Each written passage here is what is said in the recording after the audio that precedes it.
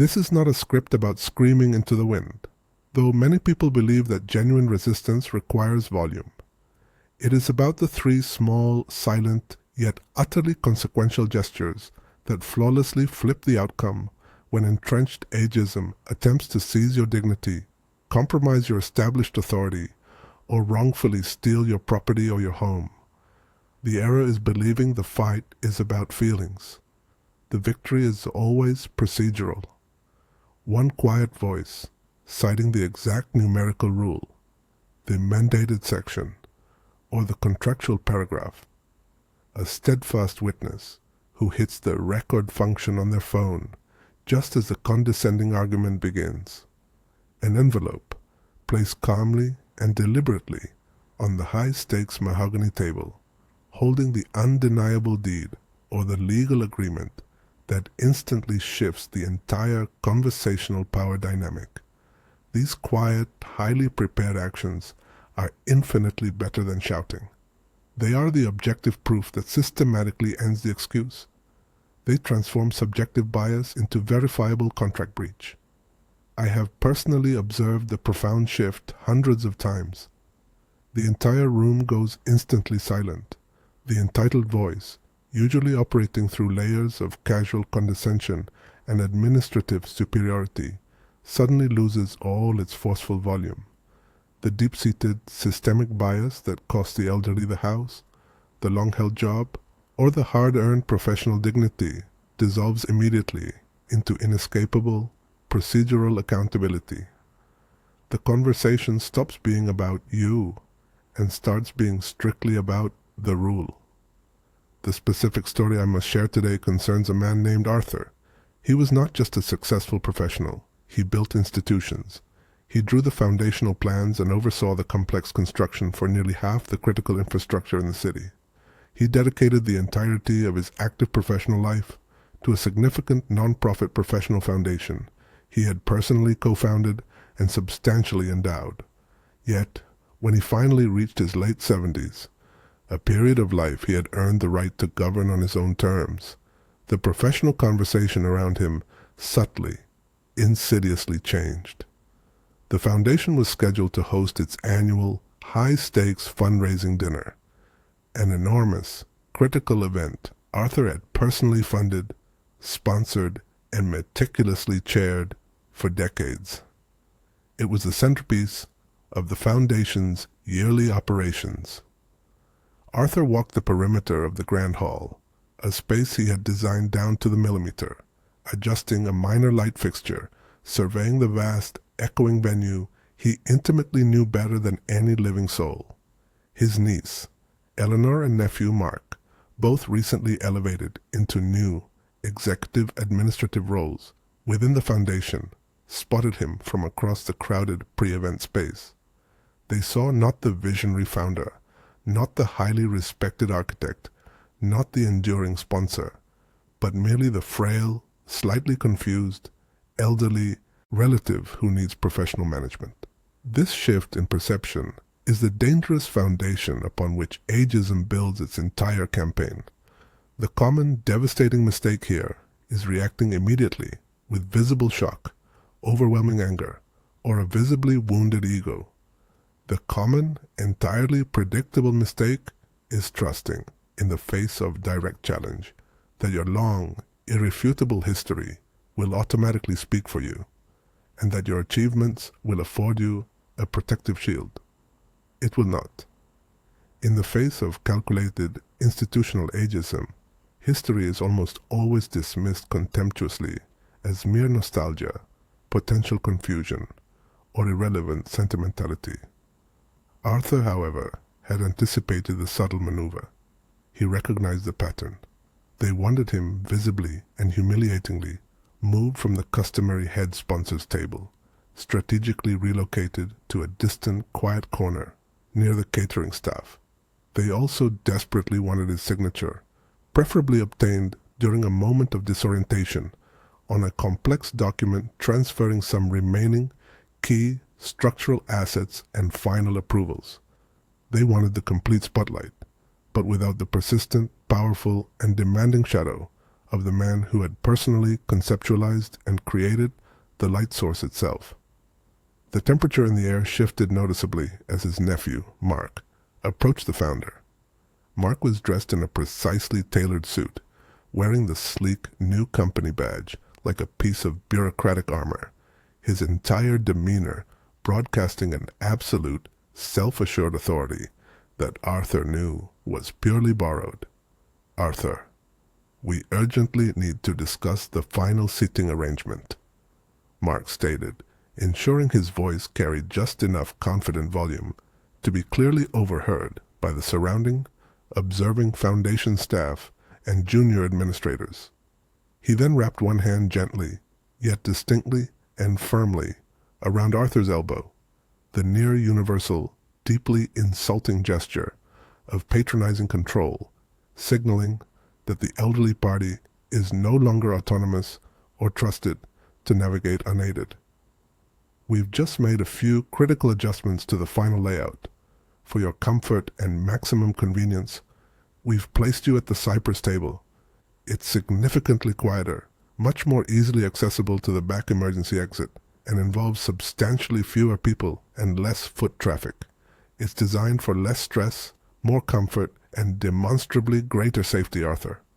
Less stress, more comfort, greater safety. Arthur noted the predictable, condescending triplet of patronizing dismissal.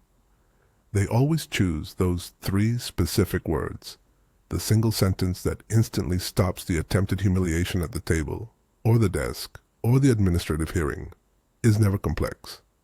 It is a precise, surgical challenge to the perceived authority, delivered with absolute, unshakable dignity and total lack of emotional response. Arthur performed the three calm, rehearsed steps he had previously planned and mentally rehearsed countless times in his mind. Step 1. Meticulously document the exact wording and intent. Arthur paused, deliberately making sure his steady, unblinking eyes met Mark's shifting, nervous gaze. He spoke with controlled softness, ensuring Mark had to lean in awkwardly to catch every precise word. He made the challenge explicitly procedural.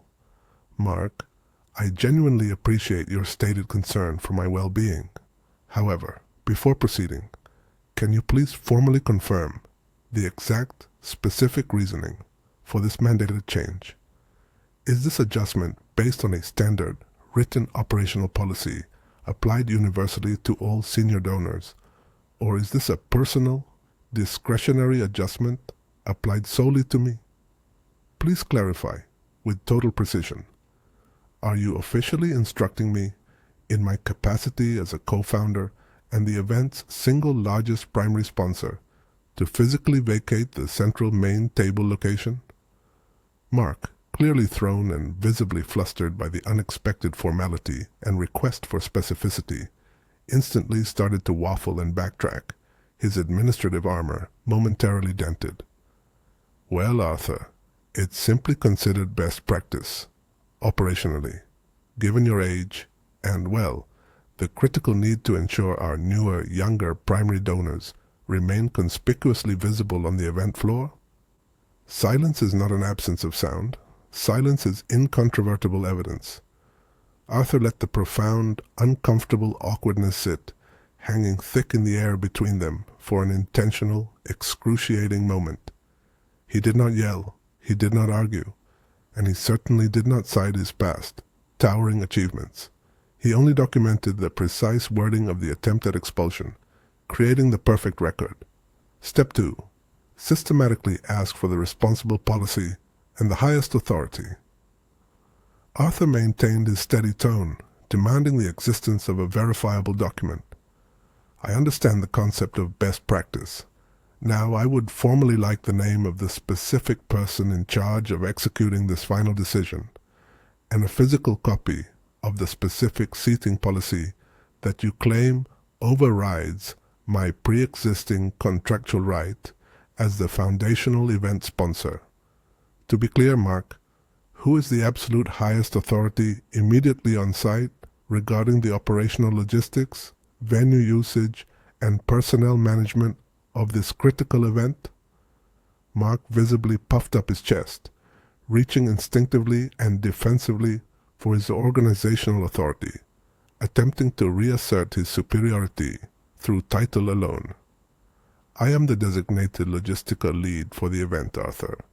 I manage the entire flow. The policy is functionally simple.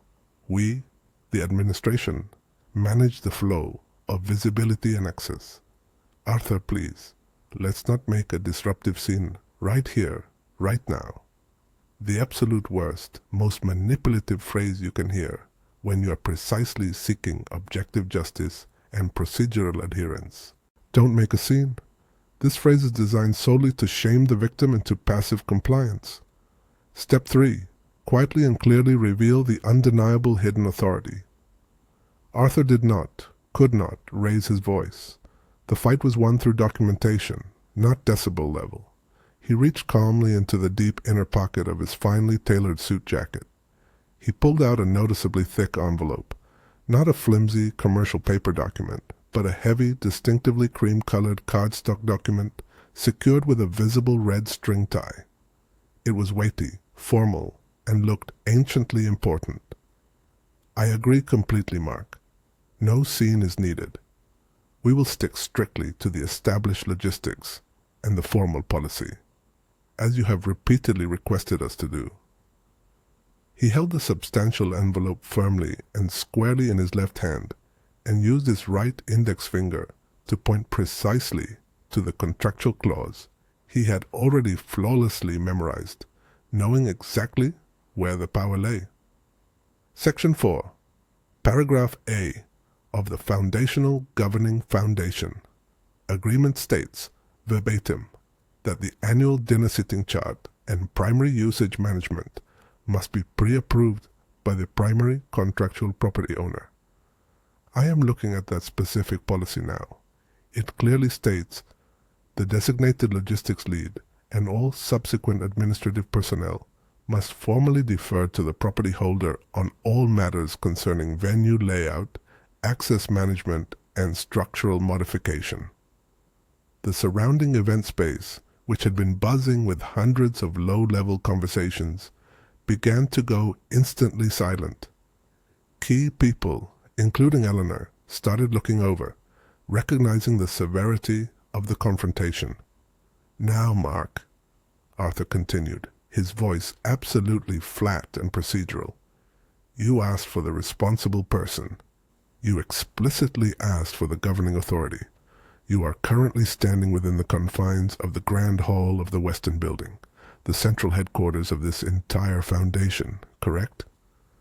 Mark nodded mutely, his professional confidence draining rapidly away, the company badge suddenly feeling extremely heavy and oppressive on his lapel. He had violated an unseen, fundamental rule. Arthur placed the weighty, cream-colored envelope squarely on the mahogany table. He didn't tear it open. He simply held it down with the authoritative flat of his hand, anchoring the weight of the document. This entire property, this grand hall, was officially deeded to the foundation precisely 30 years ago. I retained, in that original document, complete ownership of the underlying ground lease, with an ironclad first right of refusal on all structural, logistical, and major venue usage changes.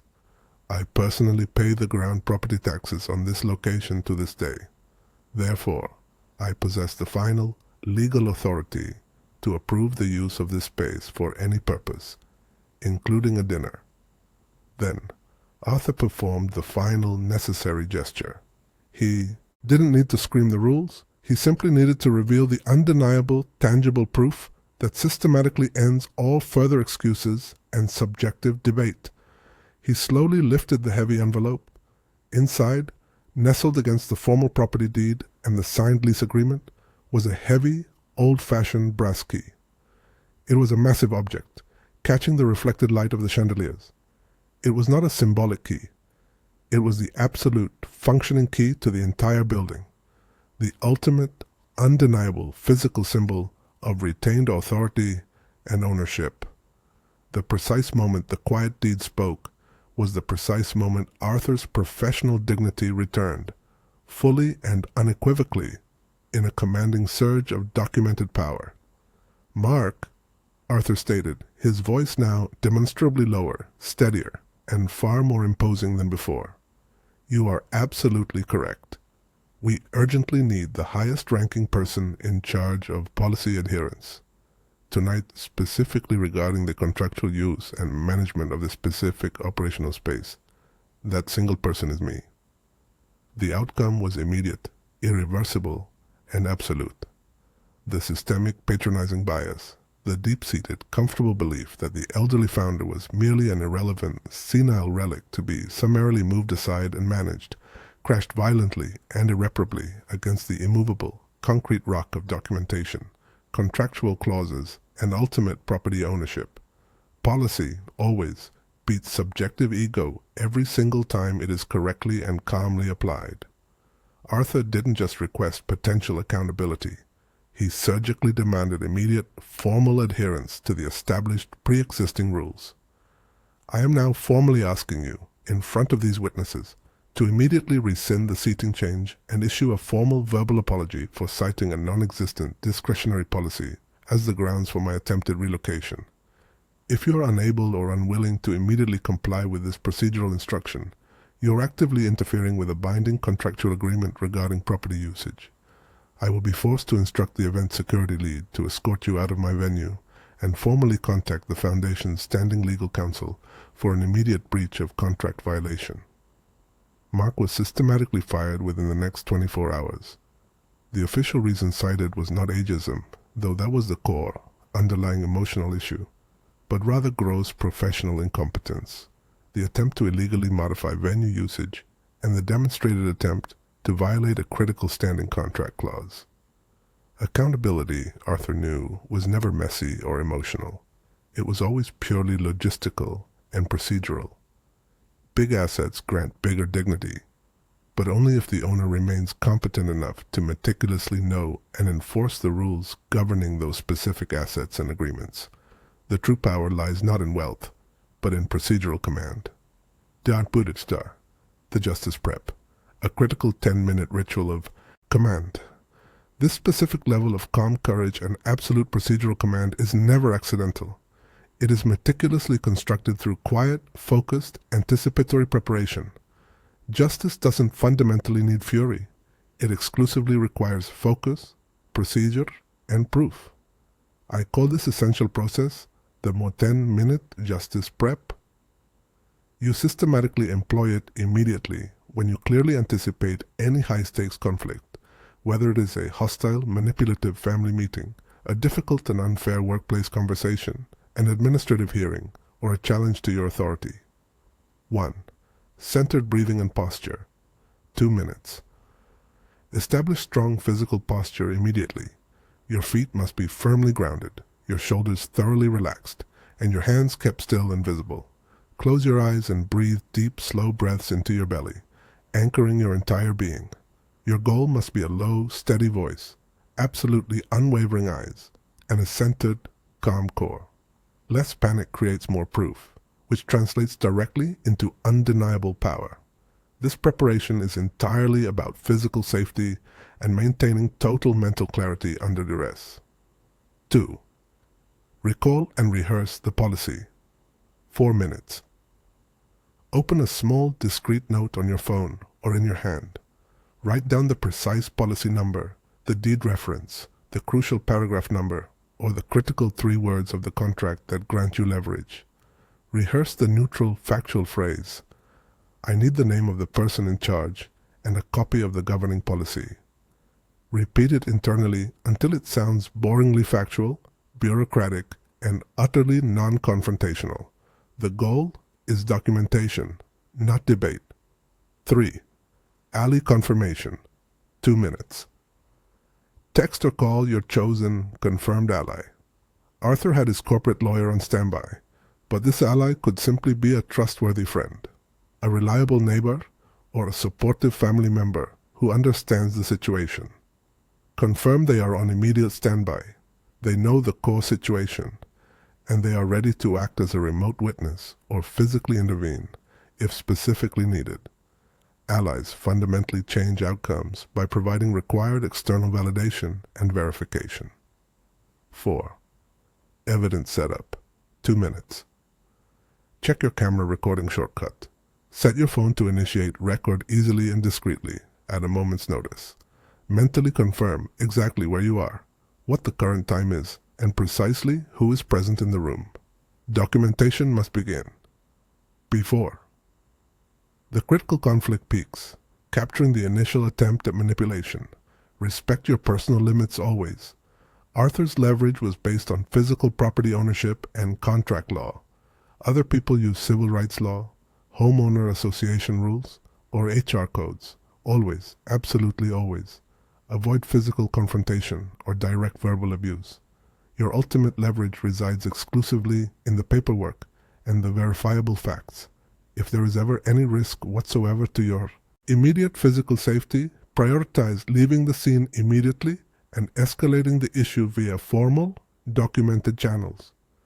Laws and policies vary widely by location.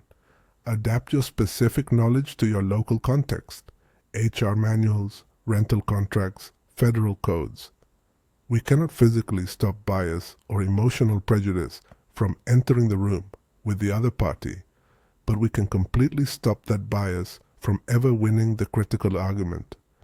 We accomplish this by systematically replacing indignation with meticulous documentation and replacing wounded pride with unwavering adherence to established policy. Your professional and personal dignity is not, and never has been, negotiable.